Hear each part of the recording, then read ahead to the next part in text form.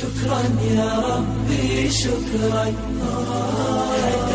نحمده ونصلي على رسوله الكريم أما بعد فأعوذ بالله من الشيطان الرجيم بسم الله الرحمن الرحيم. فقد قال الله تبارك وتعالى في كلامه المجيد والفرقان الحميد. أعوذ بالله من الشيطان الرجيم بسم الله الرحمن الرحيم. إنا أنزلناه في ليلة مباركة فيها يفرق كل أمر حكيم. وقال النبي صلى الله عليه وسلم شعبان شهري ورمضان شهر الله، أو كما قال عليه الصلاة والتسليم. صدق الله مولانا العظيم وصدق رسوله النبي الكريم، ونحن على ذلك من الشاهدين وشاكرين والحمد لله رب العالمين. محترم مکرم سامعین کرام، عزت مآب بزرگوں، بھائیوں اور دوستوں، السلام علیکم ورحمۃ اللہ وبرکاتہ.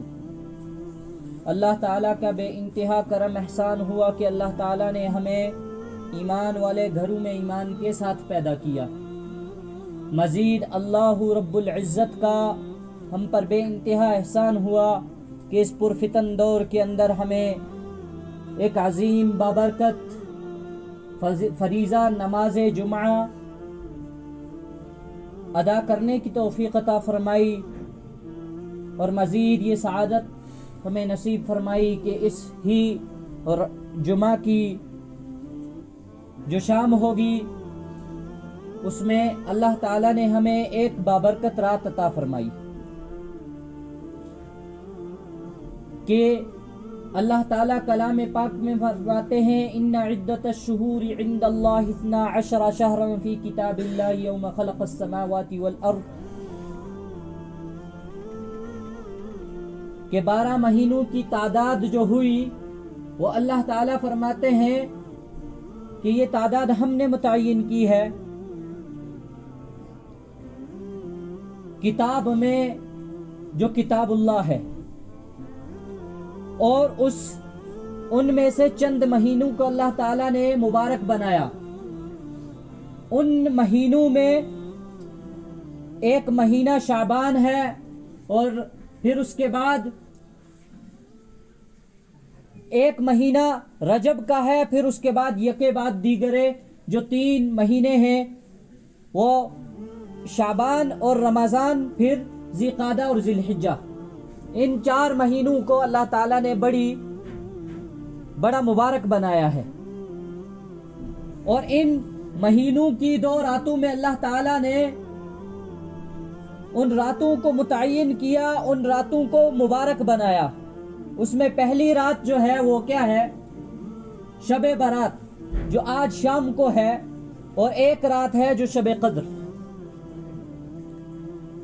تو اس شب برات کے متعلق ہم بات کریں کہ اللہ کے نبی صلی اللہ علیہ وسلم کی بے بہا احادیث اس کے متعلق ہیں، اور ان احادیث کے تناظر میں اس میں بہت سارے اختلافات ہیں اس رات کے متعلق. ایک طبقہ وہ ہے جو اس رات کو سرے سے ہی اس رات کا انکار کرنے والا ہے، منکر ہے، اور وہ کہتے ہیں کہ جتنی حدیثیں اس کے متعلق ہیں وہ سب کی سب من گڑت ہیں، اور یہ گمراہ کن طبقہ ہے. پھر اس کے بعد دوسرا طبقہ وہ ہے جو اعتدال والا ہے، جو کہتا ہے ہاں اس رات کی فضیلت بھی حدیث میں موجود ہے، اس رات کی حقیقت بھی حدیث میں موجود ہے، اور اس رات کے فضائل و مسائل بھی حدیث میں موجود ہیں. یہ اعتدال والا طبقہ ہے. پھر اس کے بعد ایک طبقہ وہ ہے جو اس رات کے حوالے سے بڑے اختلافات میں، بڑی خرافات میں، بڑی بدعات میں پڑ گیا ہے، جو مختلف قسم کی نمازوں کو اس رات میں ادا کرنے کا ان کے ہاں معمول رہتا ہے. مختلف کے پکوان، مختلف کے وظائف، مختلف کی چیزیں، مختلف اعمال وہ اس رات کے لیے خاص کر دیتے ہیں. فرمایا یہ طبقہ بھی گمراہی کی طرف ہے. تو اس میں اعتدال کی ضرورت ہے. اللہ کے نبی صلی اللہ علیہ وسلم سے اس رات کے متعلق کئی حدیث موجود ہیں حدیث کی کتابوں میں. محدثین جو حدیثوں کے بے بہا جاننے والے ہیں وہ فرماتے ہیں کہ ان حدیثوں کی زیادہ تر تعداد ضعیف حدیثیں ہیں. اور علم حدیث میں ایک ہوتا ہے کہ ایک وہاں یہ چلتا ہے کہ جو حدیث ضعیف بہت ساری ہوں، ضعیف حدیثیں بہت ساری ہوں، تو وہ جب جمع کی جاتی ہیں تو پھر چونکہ کثرت ہے حدیث کی تو اس وجہ سے اس حکم کو نافذ کر دیا جاتا ہے. تو اسی وجہ سے ایک حدیث نبی اکرم صلی اللہ علیہ وسلم کی ہے. امی عائشہ رضی اللہ عنہا فرماتی ہیں کہ میں نے ایک رات دیکھا کہ نبی اکرم صلی اللہ علیہ وسلم بستر موجود تھے، ہم آرام کر رہے تھے، تو اچانک میری آنکھ کھلی، میں نے دیکھا نبی اکرم صلی اللہ علیہ وسلم موجود نہیں ہے. میں اٹھی، یہاں وہاں دیکھا، آس پاس دیکھا، مجھے اللہ کے نبی صلی اللہ علیہ وسلم کہیں نظر نہیں آئے. پھر میں اس کے بعد دوسری بیگمات کے کمروں میں پہنچی، میں نے دیکھا کہیں کسی اور بیگم کے پاس تو نہیں چلے گئے ہیں، تو وہاں بھی مجھے ملے نہیں. پھر میرے ذہن میں خود یہ بات آئی، میں جنت البقیع کی طرف چلی گئی. تو اللہ کے نبی صلی اللہ علیہ وسلم جنت البقیع میں موجود ہیں اور دعا فرما رہے ہیں. تو جب انہوں نے دیکھا کہ میں پاس آ گئی تو انہوں نے فرمایا عائشہ تو کیوں آ گئی یہاں؟ تو میں نے کہا یا رسول اللہ میں فکر مند ہو گئی تھی میں آپ کے لیے کہ آپ کہاں چلے گئے. میں نے دوسری بیگمات کے کمروں میں بھی دیکھا کہیں آپ کسی اور کے پاس تو نہیں ہیں. نبی اکرم صلی اللہ علیہ وسلم نے فرمایا کیا تم مجھے ایسا سمجھتی ہو کہ میں تمہارا حق مار جاؤں گا، تمہارا حق چھین لوں گا؟ فرمایا نہیں. تو فرمایا اے عائشہ تو جانتی ہے یہ کون سی رات ہے؟ یہ وہ رات ہے کہ اللہ تعالیٰ اس رات میں قبیلہ بنو کعب کی بکریوں کے بالوں کے برابر لوگوں کی کیا کرتے ہیں؟ مغفرت فرما دیتے ہیں. یہ وہ رات ہے کہ اس رات سے لے کر اگلے پورے سال کے فیصلے جو ہوتے ہیں اللہ تعالیٰ اس رات میں کرتے ہیں. پھر اللہ تعالیٰ اس رات میں غروب آفتاب کے بعد ہی فوراً اللہ تعالیٰ آسمان دنیا پر تشریف فرما ہوتے ہیں اور وہاں آ کر فرماتے ہیں کہ کون ہے مغفرت طلب کرنے والا، میں اس کی مغفرت کروں. کون ہے مجھ سے رزق کا طلبگار، میں اس کے رزق میں فراخی کروں. کون ہے سوال کرنے والا کہ میں اس کے سوال کو پورا کروں. یہ وہ رات ہے. اور اس رات میں اللہ تعالی چند لوگوں کے علاوہ، چند گناہگاروں کے علاوہ، چند گناہوں کے علاوہ بقیہ پوری امت کی مغفرت فرما دیتے ہیں. اور وہ چند گناہ کیا ہے؟ سب سے پہلا مشرک. اس رات میں مشرک کی مغفرت نہیں ہوتی اس کی شرک کی وجہ سے، اس کے شرک کی وجہ سے مشرک کی مغفرت نہیں ہوتی. شرک کیا ہے؟ کہ اللہ تعالی کو اپنی ذات و صفات میں کامل نہ ماننا، اللہ تعالی کی جو صفات ہیں ان میں کسی اور کو شریک کرنا. کہ اللہ تعالی پیدا کرنے والے ہیں، اللہ تعالی زندگی عطا کرنے والے ہیں، اللہ تعالی رزق عطا کرنے والے ہیں، اللہ تعالی موت دینے والے ہیں، اللہ تعالی بچانے والے ہیں، نفع نقصان کے مالک اللہ ہیں. ان تمام میں بالواسطہ یا بلا واسطہ کسی طریقے سے بھی کسی اور کو شریک کرنا، فرمایا یہ شرک ہے. جس کے متعلق اللہ تعالیٰ کلام پاک میں فرماتے ہیں ان اللہ لا یغفر ان یشرک بہ ویغفر ما دون ذلک لمن یشاء، کہ بے شک اللہ تعالیٰ نہیں بخشش کریں گے، نہیں مغفرت کریں گے مشرک کی، اس کے سوا جس کو چاہیں گے، جس کے گناہوں کو چاہیں گے اللہ تعالیٰ معاف فرمائیں گے، سوائے شرک کی. شرک ایسی بغاوت ہے کہ اس کی معافی نہیں ہے، اس کی معافی نہیں ہے. جو لوگ مشرک ہیں اللہ تعالیٰ ان کے بقیہ تمام اچھے اعمال کے بدلے ان کو کیا کرتے ہیں؟ ان کو انعامات سے نوازتے ہیں، مگر ان کا ایک گناہ جو ہے شرک، وہ معاف نہیں کیا جائے گا۔ فرمایا یہ شرک، جو شرک کرنے والا ہے اس کی اس رات میں مغفرت نہیں ہوتی۔ اب شرک خفی بھی ہے کہ بعضی مرتبہ انسان نہ چاہتے ہوئے بھی کہیں شرک کر دیتا ہے۔ مجھے معلوم ہے، میں 100% اپنے آپ میں مطمئن ہوں کہ رزق دینے والا اللہ ہے، پر میری نوکری بھی ضروری ہے، میری نوکری بھی ضروری ہے، یہ نوکری بھی کہیں نہ کہیں اس رزق کا ذریعہ ہے۔ حالانکہ یہ شرک نہیں ہے مگر خفی شرک ہے، کیونکہ اللہ تعالیٰ وہ ہیں جو بغیر اسباب کے بھی تیرا جانتے ہیں۔ جو اللہ تعالیٰ وہ ذات ہے کہ جس کو اسباب کی ضرورت نہیں ہے، یہ نوکری کوئی ذریعہ نہیں ہے۔ ہاں اللہ تعالیٰ بچے اولاد دینے والے ہیں، مگر یہ ڈاکٹر بھی ذریعہ ہیں، یہ پیر صاحب بھی ذریعہ ہیں۔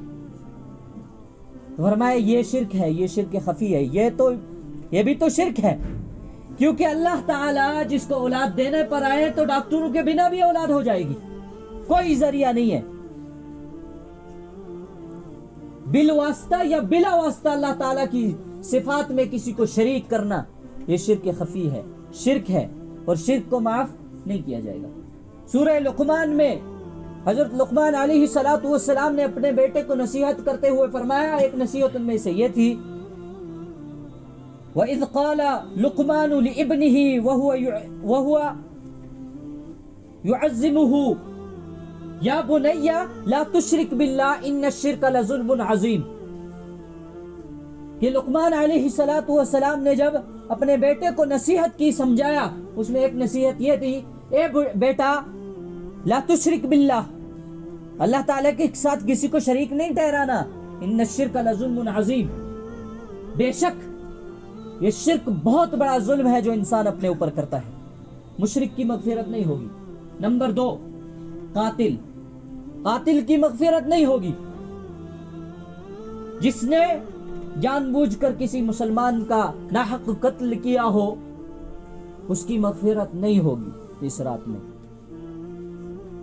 انجانے میں کسی کے ہاتھ سے کوئی مر گیا، کسی کا قتل ہو گیا، یا اللہ تعالیٰ کے راستے میں نکلے ہوئے مجاہدین، ان کے ہاتھوں سے بعضی مرتبہ مسلمان بھی انتقال کر جاتے ہیں۔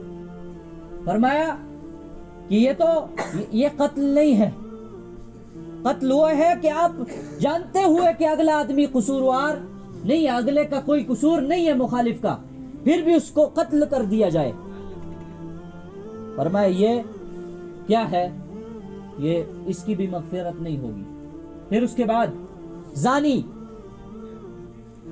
مرد کا نکاح کے بغیر ناجائز طریقے سے کسی عورت سے جو ہے جنسی تعلق قائم کرنا، عورت کا عورت سے جنسی تعلق قائم کرنا، مرد کا مرد سے جنسی تعلق قائم کرنا، لواطت۔ فرمایا تینوں قسم کے زنا جو اس کا مرتکب ہوگا اس کی بھی مغفرت اس رات میں نہیں ہوگی۔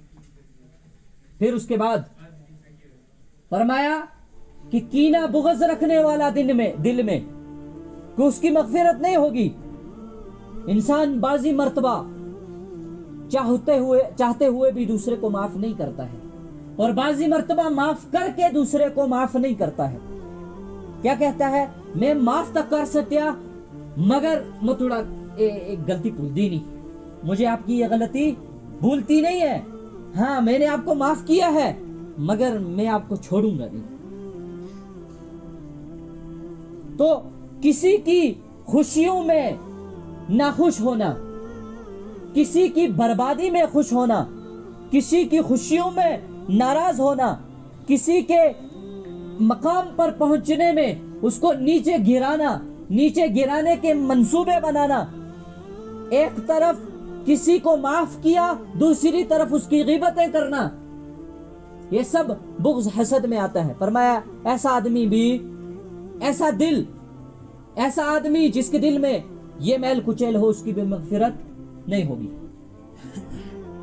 नाजायज तरीके से टैक्स वसूल करने वाला, रिश्वत खाने वाला, सूदखोर, उसकी भी मगफिरत नहीं होगी। 10 के बदले किसी से 20 लेने वाला, 10 रुपए के बदले 2 रुपए एक्स्ट्रा चार्ज करके लेने वाला, जिसको हम और आप डिजिटल जमाने में इंटरेस्ट, फिर इसकी रेटें 12%, 13%, 9%, देने वाला, लेने वाला, और इन दोनों को लेन और देन के बीच में ताल्लुक माविन बनने वाला, ये सूदखोर। फरमाया कि सूद खाना, सूदी निजाम चलाना, ये अल्लाह ताला से बराह रास्त जंग है, जंग का दावा है। तो कोशिश करें जितना हो सके बैंक के कारोबार से बचें, सूदी कारोबार से बचें। हाँ, ये जो 10 रुपए के बदले 20 रुपए डबल पैसा बनाने के चक्कर में आप इन्वेस्ट करते हैं मुख्तलिफ किस्म की कंपनियों में, मुख्तलिफ किस्म की साइट में, मुख्तलिफ किस्म के निजामों में जो आप पैसा भरते हैं, 10 के बदले 20 होकर आएगा। कोशिश करें इससे बहुत ज्यादा बचने की कोशिश करें। किसी को उधार दें तो ये ना कहें साथ में, अगर ये इस तारीख को पूरा नहीं दिया तो फिर एक्स्ट्रा लूंगा। ब्याज पर पैसा देना, कोशिश करें इन चीजों से बचें। मुतकब्बिर, तकब्बुर करने वाला, उसकी भी मगफिरत नहीं होगी। अपने दिल में बड़ाई लेकर घूमने वाला, अपनी मद्दे मुकाबिल इंसान को, शख्स को, मखलूक को कमतर समझने वाला, दूसरे को अपने मर्तबे का, अपने मकाम का, अपने पैसे का, अपने जाहो जलाल का रौब दिखाने वाला, अल्लाह ताला के अहकाम में, नबी अकरम सल्लल्लाहु अलैहि वसल्लम की सुन्नतों में और तमाम किस्म के दीनी अमाल में ये जानते हुए कि मैं नाहक पर हूँ, मैं सही नहीं हूँ, मगर अपनी जिदबाजी की वजह से उन अहकामात को न मानने वाला, ये मुतकब्बिर है। जब अल्लाह के नबी सल्लल्लाहु अलैहि वसल्लम ने फरमाया, ये हदीस सुनाई, तो एक सहाबी खड़े हुए, या रसूलुल्लाह आप फरमाए कि हमारे पास नए कपड़े हैं, हम पहनते हैं, शौकिया तौर पर पहनते हैं और कोशिश भी करते हैं कि दूसरा देखे, मुझे अच्छा समझे, क्या ये भी तकब्बुर है? फरमाया नहीं, ये तकब्बुर नहीं है, ये तो उस नेमत का असल हक अदा करना है जो अल्लाह ताला ने आपको दी है। आपके पास पैसे हैं तो आप उन पैसों को दिखाएं, उन पैसों को लोगों के सामने रख सकते हैं, आप अपना मकान अच्छा बना सकते हैं, आपके पास पैसे हैं, आप अच्छे ठाट पाट में कपड़े पहन सकते हैं, मगर ये करना कि मैं दूसरे को इसके जरिए से क्या कर जाऊंगा, हाँ रौब डालूंगा दूसरे के ऊपर, तो फिर यहां तकब्बुर आ जाएगा। अपनी जात में वो आदमी कर रहा है। एक आदमी ये सोचता है कि मैं अच्छा हूं तो तकब्बुर नहीं है। हाँ, अगर वो ये सोचता है मैं ही अच्छा हूं, दूसरे बुरे हैं, तो तकब्बुर है। एक आदमी सोचता है मेरे पास इल्म है, बुरा नहीं है। ये सोचता है कि मेरे पास इल्म है, दूसरों को इल्म किसी काबिल नहीं है, तकब्बुर है। फरमाया इसकी भी मगफिरत नहीं होगी। वालिदैन का नाफरमान, किसी तरीके से भी चाहते हुए न चाहते हुए न वालिदैन का दिल दुखाया, और इस दिल दुखाने के बदले में जो वालिदैन की बद्दुआएं निकलेंगी वो तो अल्लाह के यहाँ कबूल तो होंगी, उसका पूरा हिसाब तो भुगतना पड़ेगा, मगर अल्लाह ताला भी मगफिरत नहीं करेंगे। फिर तकब्बुर की अलामत में एक ये भी अलामत है कि इस ऐसे आदमी की भी मगफिरत बड़ी मुश्किल है जो तकब्बुर की वजह से अपने टखनों को छुपाए रखे। मर्द अपने टखनों के नीचे लटकाए पर्दा, और औरत टखनों के ऊपर, तकब्बुर की वजह से।